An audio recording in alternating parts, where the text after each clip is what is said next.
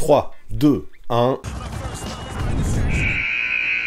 Quoi, le 6ème homme sort une autre vidéo à peine 24 heures après celle d'hier? Et ouais, aujourd'hui j'ai décidé d'être à votre écoute et de vous faire plaisir. Ce soir, il y a la March Madness qui commence avec le First Four. Ensuite, tout le week-end ça va s'enchaîner avec le premier tour et le deuxième tour. Autant vous dire que je suis hypé comme jamais. Il va y avoir plein de futurs prospects à suivre et autant vous dire que mes nuits s'annoncent très courtes. Mais pour revenir à ma vidéo d'hier, sachez que j'étais content, elle a reçu plutôt un bon accueil. J'y évoque les équipes à suivre, les joueurs qu'il faudra guetter et je pense que pour tous ceux qui voudraient découvrir le collège basketball de cette saison, ça apporte de bonnes bases. Ok, c'est super tout ce que tu nous racontes, mais je comprends pas où tu veux en venir. Tu fais une vidéo juste pour faire un débriefing en fait. T'es bien sévère, laisse-moi 30 secondes pour introduire le sujet. Parce qu'en fait le truc, c'est que même si cette vidéo elle a plu, certains ont été frustrés, je l'ai vu dans les commentaires. Parce que visiblement, il y a un truc essentiel que j'ai pas pensé à faire. Remplir son bracket aux États-Unis, comme je l'avais expliqué dans mon tuto NCAA en début de saison, c'est une institution. Tout le monde participe, même les personnes les plus random qui parfois n'ont jamais vu un seul match de basket, et il y a d'énormes lots à la clé. Et oui, en fait, c'est une grosse loterie. Dans ce système au choix presque infini, personne dans l'histoire n'a jamais réussi à livrer un bracket parfait. Dans ce genre de principe, la place au hasard est immense, et voilà pourquoi certains sites garantissent plusieurs millions de dollars à tous ceux qui réussiront l'impossible. Voilà pourquoi, en fait, à la demande de certains, j'ai décidé en direct de remplir mon bracket, moi aussi, de me prêter au jeu en mode hors série.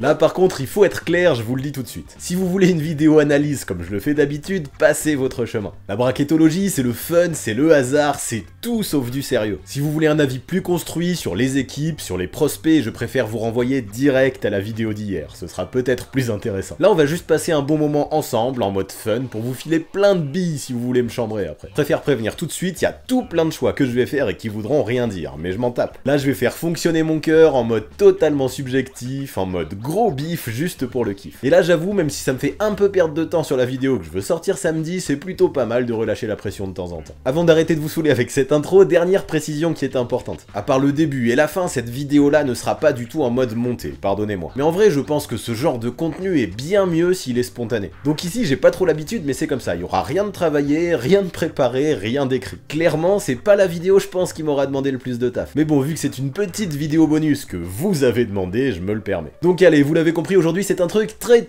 chill que je vous propose, bien différent de ce que je fais habituellement. Et s'il y en a qui découvrent la chaîne avec ça, je vous invite à ne pas me juger là-dessus. Allez parcourir mon contenu un peu s'il vous plaît, vous y trouverez des analyses bien plus sérieuses et bien plus poussées. Mais bref, allez, ça suffit de me justifier, j'assume un peu d'être subjectif, alors on ne perd pas plus de temps, c'est parti pour remplir mon bracket concernant la March Madness 2021.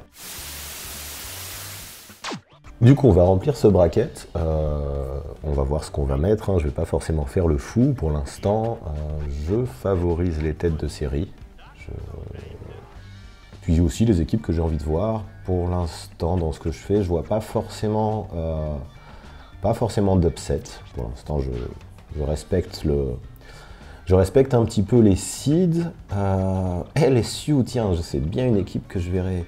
Non, LSU, quand même, on va les laisser grâce à Cameron Thomas, j'espère les voir. Allez, Georgetown, je laisse parler un petit peu le cœur, l'université d'Allen Iverson, on va espérer qu'il passe un tour. Florida State, bien sûr.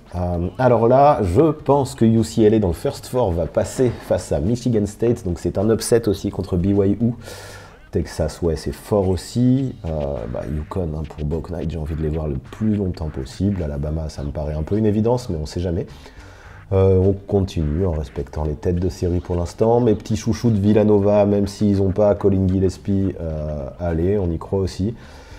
Purdue, Texas State aussi, ok. Ça c'est un match que j'ai vraiment envie de voir avec Max Admas. Mais bon, aussi fort soit-il ce petit meneur, je ne pense pas qu'il puisse passer le step Ohio State. Illinois, ça fait partie de mes préférés. Loyola Chicago, ça peut être très cool avec Cameron Krutwig. Tennessee, let's go Yves Ponce et les potes. Kate Cunningham, j'espère le voir longtemps, donc on va voter pour eux. Alors Syracuse, je les aime bien, mais quand même contre San Diego State, je n'y crois pas une seconde. West Virginia, par contre, eux, je pense qu'ils peuvent aller très loin. Let's go Clemson et Houston. Voilà, pour l'instant, quelques upsets, rien de fou. Je laisse aussi parler de cœur, hein, parce que c'est ça, remplir des brackets. On fait aussi en fonction de ses préférences. Donc Gonzaga, de toute façon, ils vont aller très loin, et j'ai trop envie de voir un Gonzaga Virginia au Sweet 16.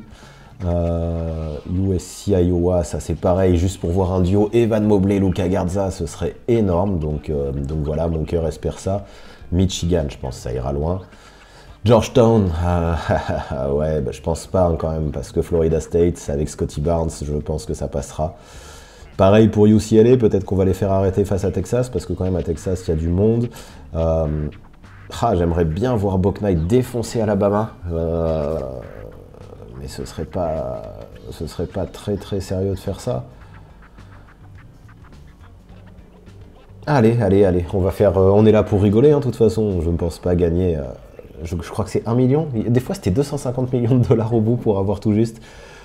Bon, j'avoue que c'est jamais arrivé dans l'histoire, donc ce serait bien étonnant que je sois le premier, donc autant faire ça avec le plus de fun possible. Donc ouais, on continue un petit peu. Ohio State, hein, ils vont passer un tour de plus. Illinois, voilà, le plus loin possible.